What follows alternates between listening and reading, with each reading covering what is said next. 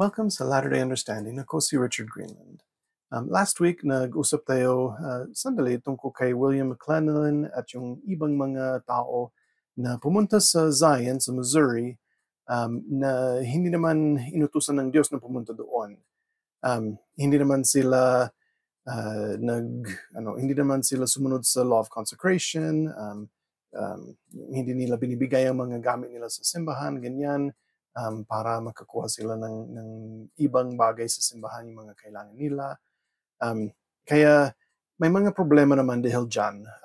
Nung last week, nang pinag-usapan natin, mga 500 na tao yung nandoon sa Zion dahil sa summer ng 1832, mga July, ganyan, August. Pero itong week ngayon, sa November and December 1832, meron ng 800 na miyembro ng simbahan doon sa Independence, Missouri. Kaya malaking problema ito, yung mga leaders sa Zion, hindi nila alam kung anong gagawin nila. Nagreklamo din sila kay Joseph Smith. Kaya si Joseph Smith, nanalangin siya. Nanalangin siya para malaman kung anong dapat niyang gawin. At may natanggap naman siya na revelation tungkol dito at nahahanap ngayon sa Section 85. Pero yung Section 85 ay isang bahagi lang ng sulat ni Joseph Smith para kay William W. Phelps, yung isang leader doon sa Zion.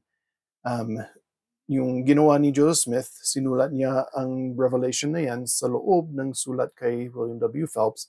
Tapos later on, kinuha naman ang revelation na yan sa sulat at nilagay sa Doctrine and Covenants.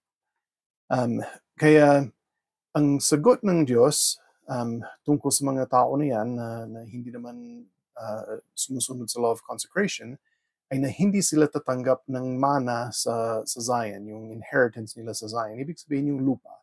Hindi sila bibigyan ng lupa or kahit anong mga ari-arian na galing sa simbahan dahil yung mga bagay na yan ay para lang sa mga tao na nagbibigay din para ayon sa law of consecration. Kaya sa buhay natin ngayon, sa panahon natin ngayon, kahit may ginagawa naman tayong covenant sa templo tungkol sa law of consecration, hindi naman pareho sa noon. Noon, para sa buong simbahan or at least sa isang malaking bahagi ng simbahan noon, lalo doon sa Zion, sa Independence, Missouri, sinusunod nilang lahat, dapat anyways. Pero sa ngayon, mas personal ito sa buhay natin, yung law of consecration. Pero ang bagay na ito na kung hindi natin sundin ang isang kautusan, hindi tayo bibigyan ng mana sa Zion, pareho naman yan. Kahit anong kautusan na binibigay ng Diyos, kung hindi natin sundin, hindi natin tatanggapin ang mga biyaya na dapat para sa kautusan na yan. Ganun din, hindi tayo makakaabot sa Celestial Kingdom, na yan talaga yung pinakamagandang inheritance natin. Kaya itong lesson na ito sa Section 85, kahit maikli lang ang Section 85 at ang pinakadahilan kung bakit ginawa ang Section 85 ay dahil sa law of consecration, yung mga tanong ng mga tao doon sa Zion, marami talaga ang makukuha natin na magagandang aral sa section na ito. Kaya pag-usapan lang natin ang ilan lang dito.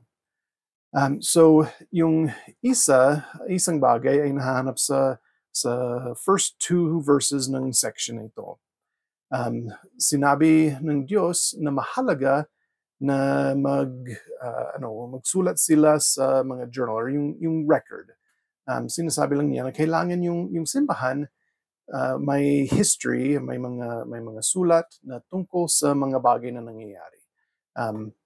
Itong sinabi sa 85 ay mas lalo tungkol sa law of consecration, kung sino yung nagbigay ng mga bagay, kung sino yung nakatanggap ng mga bagay mula sa simbahan, ang mga ganyan. Pero ganun din sinasabi na dapat isulat ang mga pangalan ng mga tao na halimbawa yung mga nabinyagan, yung mga ganyan, yung mga sa simbahan talaga. Pero sa totoo, si Joseph Smith, sa araw mismo na natanggap niya ang revelation na ito, pumunta siya sa store, bumili siya ng notebook para makasulat siya. yung isang journal na ginamit niya. At totoo, ginamit niya para sa mga bagay sa simbahan, pero sa journal na yan, meron din maraming bagay na personal.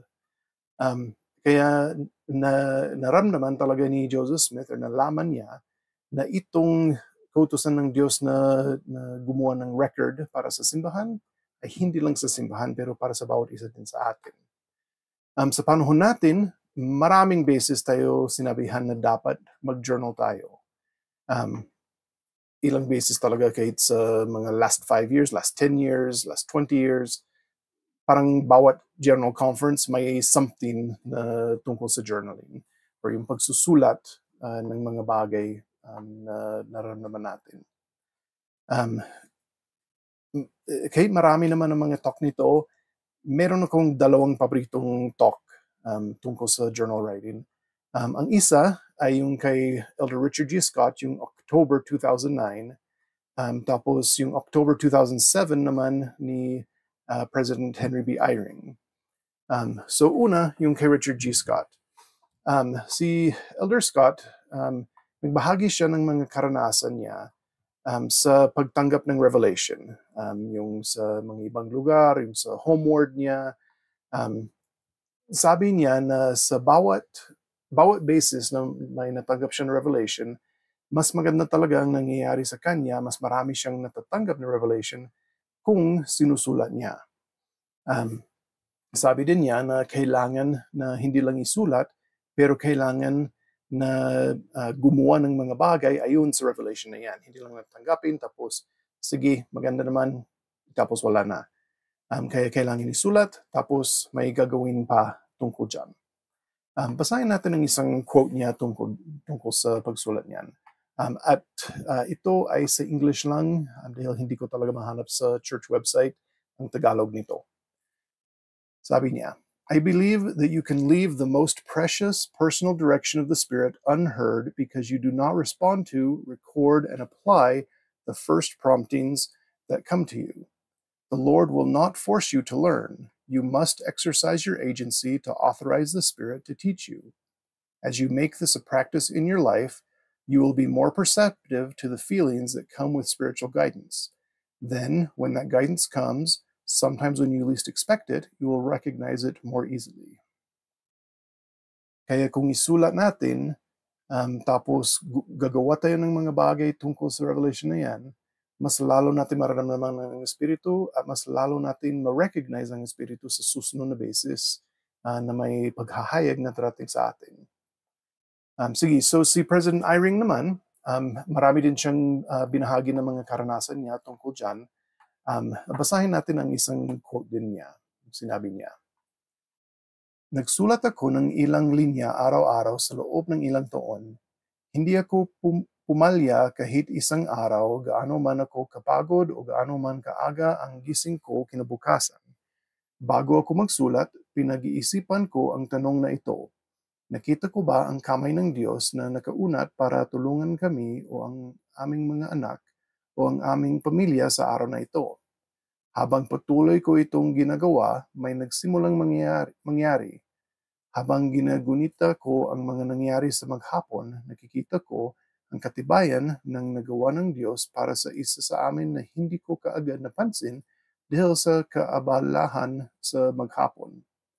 Nang mangyari yun, at madalas yung mangyari, napagtanto ko na sa paggunita ay naipakita sa akin ng Diyos kung ano ang kanyang nagawa.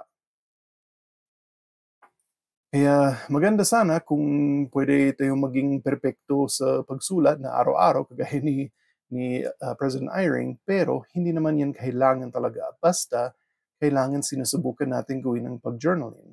Kung araw-araw, kung buwan-buwan, kung linggo-linggo, kahit hindi madalas, basta sinusubukan natin gawin. Ang mahalaga ay talagang sinusubukan natin gawin.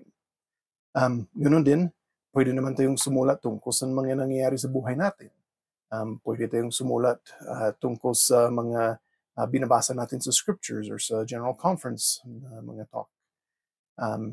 Pwede nating listahan ng mga bagay na pinapasalamatan natin. Pwede natin gawin ng pareho kay President Eyring. At yan naman ang journal prompt natin, yung sinabi ni President Eyring. Paano ko nakita ang kamay ng Diyos na inaabot ako o ang aking pamilya itong araw? Kaya sana, gamitin natin ang journal prompt na yan kahit araw-araw or linggo-linggo or kahit kailan, pero sana madalas natin gamitin ang journal prompt na yan at isulat natin ang mga nakikita natin na yung kung saan natin nakikita ang kamay ng Diyos sa buhay natin. Dahil magpapasalamat tayo palagi kung makikita natin at makikita lang natin kung iniisip natin. Dahil palagi nandoon ang kamay ng Diyos sa buhay natin, pero kailangan isipin natin para makita natin. Sige, so sa Section 85, ganun din, or sinabi din ni Joseph Smith kung paano niya nararamdaman ang Espiritu Santo. Basahin natin yan sa Section 85, verse 6.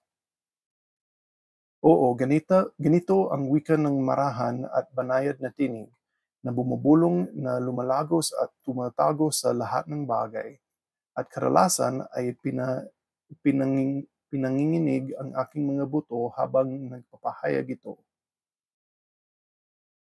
Kaya pwede naman yung tahimik lang na boses, pwede sa isipan lang natin, pwede yung nararamdaman lang natin, kung minsan mas malakas naman na nanginginig naman tayo, pero madalas tahimik lang. Depende naman ito sa tao, pero ang isang paraan na karamihan siguro ng mga tao ay nararamdaman ng Espiritu Santo ay sa pamamagitan ng tahimik lang na boses sa isip natin or kahit yung pakiramdam lang sa puso natin. Pero para maintindihan natin ang Espiritu, kailangan imbitahan natin siya sa buhay natin sa pamamagitan ng mga paggawa ng mga mabubuting bagay. Basahin natin ang isang quote ni Elder Richard G. Scott. Ulit, English lang ito. The inspiring influence of the Holy Spirit can be overcome or masked by strong emotions such as anger, hate, passion, fear, or pride. When such influences are present, it is like trying to savor the delicate flavor of a grape while eating a jalapeno pepper. Both flavors are present, but one completely overpowers the other. In like manner, strong emotions overcome the delicate promptings of the Holy Spirit. Kaya ang Espiritu Santo, pwede naman siyang pumunta kahit saan. Yung influensya niya pwede kahit saan dahil makapangyarihan talaga ang Espiritu Santo. Kaya yan ay kung bakit kahit nasa mga lugar tayo na hindi maganda or na delikado para sa atin sa physical or sa spiritual na paraan, pwede pa rin natin maramdaman ang Espiritu na nagsasabi sa atin na umalis doon. Dahil nandoon naman talaga ang Espiritu Santo. Ang problema ay kung ang buhay natin ay hindi naman ayon sa mga bagay na dapat sa buhay. Yung ayon sa kagustuhan ng Diyos. So halimbawa, yung mga kasalanan, mas lalo ang mga nakaka-addict na mga kasalanan kagaya ng mga drugs or pornography, mga ganyan. Mahirap talaga na maramdaman ang espiritu pag ganyan. Yung kagaya ng sinabi ni Elder Scott, parang pareho naman yan na kung kumakain tayo ng ubas at yung sili na magkasama, mas malakas talaga ang lasa ng sili kaya hindi natin malalasahan ang ubas. Kaya yung sili na yan yung parang yung kasalanan o yung malakas na may sumisigaw or yung malakas na yung mga music, yung mga ganyan. Basta yung mga bagay na mas mahirap maramdaman ng Espiritu Santo.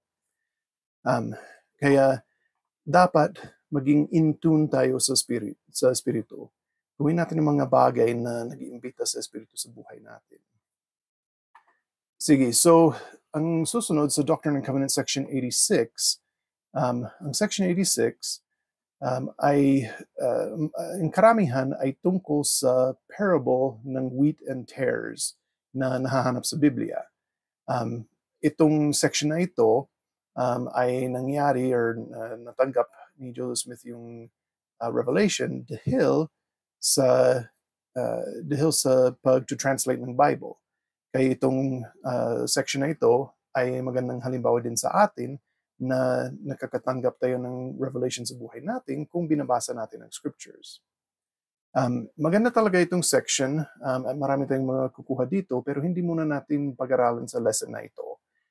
Pero sana basahin ninyo ang section at ganun din, tingnan ninyo ang sa Come Follow Me na manual. Meron talaga doon sa isang section na sinasabi ang isang or pinapakita ang isang paraan para pag-aralan ng mga parable na maganda talaga na makakatulong talaga sa atin sa pag-aaral natin.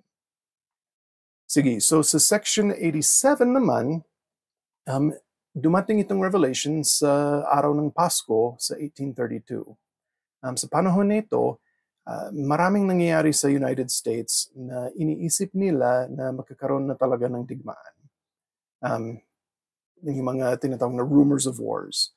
Kaya si Joseph Smith, nag-aalala naman siya, pero may natanggap naman siya na revelation. At sa revelation na ito, may prophecy talaga tungkol sa American Civil War. Yung mga tao noon, inisip nila na mangyayari talaga ito sa panahon mismo na yan, kaagad talaga. Pero sa totoo, hindi naman ito nangyari hanggang halos 30 years later. Pero yung sa panahon or sa revelation na ito, meron din mga bahagi na pwede naman gamitin hindi lang sa Civil War ng United States, pero ganoon din sa World War I and World War II at yung mga ibang digmaan hanggang ngayon. Sa panahon natin, meron din tayo mga digmaan sa mundo, meron din mga rumors of wars. Maraming nangyayari ngayon, kagaya noon. Mas marami pa ang nangyayari ngayon. Pero kahit may mga mangyayari talaga, may mga masasamang nangyayari na sa mundo, sinabi ng Diyos kay Joseph Smith kung paano tayo magkakaroon ng kapayapaan sa buhay natin kahit meron mga digmaan ang mundo. Basahin natin yan sa section 87 verse 8. Sa makatwid, tumayo kayo sa mga banal na lugar at huwag matitinag hanggang sa sumapit ang araw ng Panginoon. Kaya kailangan tumayo tayo sa mga banal na lugar, yung sinasabi na stand in holy places.